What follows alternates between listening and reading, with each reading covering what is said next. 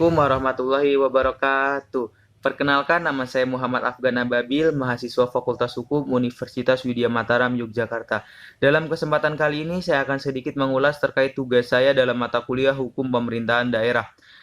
Adapun hal yang akan saya bahas adalah terkait optimalisasi birokrasi dalam pemerintahan daerah yang baik.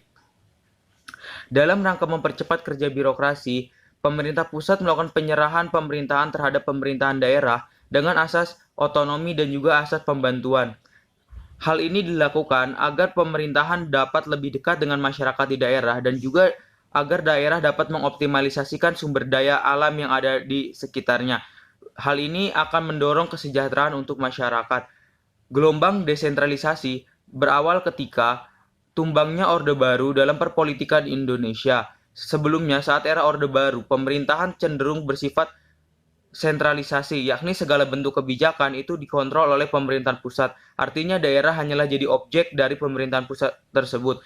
Tapi dalam era desentralisasi ini, daerah menjadi subjek dalam pembangunan, yakni karena mereka akan terlibat langsung dan mereka lah yang menentukan pola pembangunan di daerahnya. Saat masa reformasi, yaitu tumbangnya Orde Baru, daerah berbondong-bondong melakukan pemekaran daerah. Namun, dalam hal ini, belum bisa menjawab tantangan yang ada di depan, yakni kemiskinan dan juga permasalahan-permasalahan sosial lainnya. Di daerah, justru pemerintahan daerah hanya dikuasai oleh segelintir elit saja. Hal ini terlihat dari angka tindak pidana korupsi yang dibahas oleh Ketua KPK. Dari tahun 2005 sampai dengan 2020, ada 300 kepala daerah yang ditangkap oleh KPK dan juga ada ratusan para pejabat daerah yang ditangkap oleh KPK.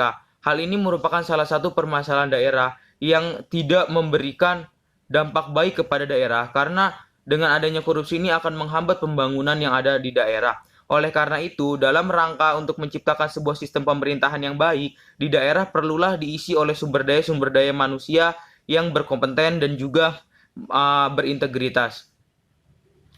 Daerah berkewajiban untuk menyediakan fasilitas pendidikan yang baik kepada anak-anak di daerah. Hal ini bukan hanya semata-mata untuk menjalankan kewajiban dari undang-undang, tapi dengan menyediakan sistem pendidikan yang baik, maka daerah akan membentuk generasi muda yang profesional, akuntabel, berintegritas.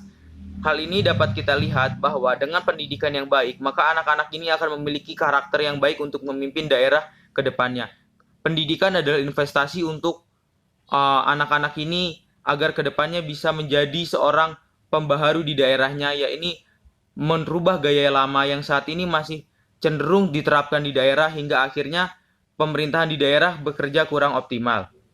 Lalu permasalahan yang ada di daerah dalam sistem birokrasi adalah terlalu berlibatnya sistem birokrasi yang ada di daerah hingga terjadi tumpang tindih kekuasaan atau tumpang tindih kebijakan yang ada di daerah. Hal ini kita dapat lihat dari riset Kemendagri dan juga Litbang Kompas bahwa ada 4.000 perda bermasalah yang telah dibatalkan dan juga yang masih diterapkan. Perda-perda bermasalah ini justru akan memberikan ketimpang tindihan dalam sistem birokrasi di kita dan juga tumpang tindih kebijakan antara pemerintah daerah dan pemerintahan pusat. Hal ini dapat menghambat ekonomi pemerintahan di daerah karena akan membingungkan para investor atau pelaku usaha yang akan menanam modalnya di daerah tersebut.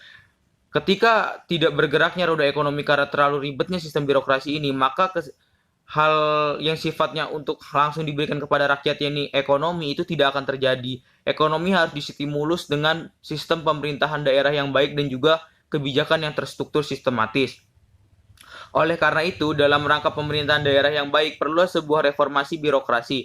Bukan hanya sistem birokrasinya saja yang perlu kita reformasi, yakni sistem birokrasi yang selama ini kita anggap berbelit itu harus lebih dipermudah dan juga dijauhkan dari hal-hal yang bisa bersifat berpotensi untuk korupsi. Seperti contoh, dalam era digital ini kita dapat melakukan reformasi birokrasi dengan cara peralihan pelayanan kepada sistem online. Ketika terjadinya pelayanan sistem online, ada beberapa keuntungan yang akan didapat oleh masyarakat dan juga akan didapat oleh pemerintahan itu sendiri. Pertama, akan dipangkasnya jarak. Kita ketahui ada 17.000 pulau di Indonesia. Dengan sistem online, maka orang-orang yang tersebar di pulau tersebut dapat melakukan pelayanan hanya cukup di rumah saja. Yang kedua adalah akan menghindari potensi korupsi. dalam beberapa kasus dan bukan sudah rahasia umum lagi bahwa ketika pengurusan berkas-berkas atau pelayanan publik itu cenderung terlakukan pungutan liar atau hal yang bersifat korupsi lainnya. Dengan sistem yang berbasis digital ini, maka hal-hal tersebut dapat kita hindari. Oleh karena itu, reformasi birokrasi dengan memanfaatkan teknologi itu perlu dilakukan dan juga penataan di sistem birokrasinya agar tidak terlalu berbelit-belit. Yang kedua adalah menyediakan sumber daya manusia sebagai aparatur daerah yang berkompeten dan berintegritas. Selama ini kita cenderung mendengar bahwa dalam birokrasi pemerintahan daerah itu banyak terjadinya nepotisme, yakni tidak mementingkan kompetensi dan skill, tapi ketika memiliki saudara atau lainnya di dalam pemerintahan maka akan bisa bekerja sebagai aparatur negara. Hal ini perlu kita rubah. Kenapa? Karena aparatur negara harus diisi oleh orang-orang yang berintegritas, berkompeten.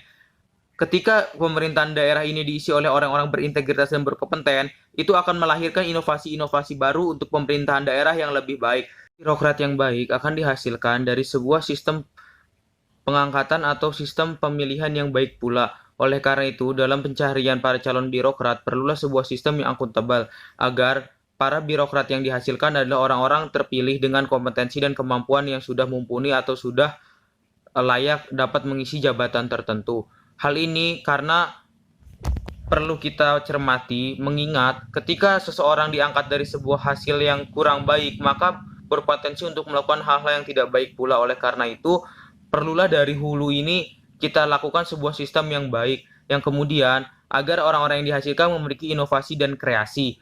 Inovasi dan kreasi ini akan melahirkan sebuah konsep gaya baru dalam pekerjaan atau dalam dunia kerja yang ada di birokrasi pemerintahan. Untuk merubah stigma lama yang bahwa birokrasi itu hanya kerjanya seperti itu saja, kita harus merubah dengan sebuah sistem birokrasi yang dapat lebih efektif dalam melayani masyarakat. Membangun pemerintahan daerah yang baik dengan sistem birokrasi yang baik adalah salah satu langkah konkret untuk memajukan daerah. Birokrasi yang baik dapat dihasilkan dengan birokrat-birokrat yang menghasilkan inovasi dan kreasi dalam pemerintahan di pemerintahan daerah. Pengelolaan sumber daya alam sebagai bagian dari tujuan desentralisasi akan sangat optimal ketika dikelola oleh para birokrat yang mumpuni.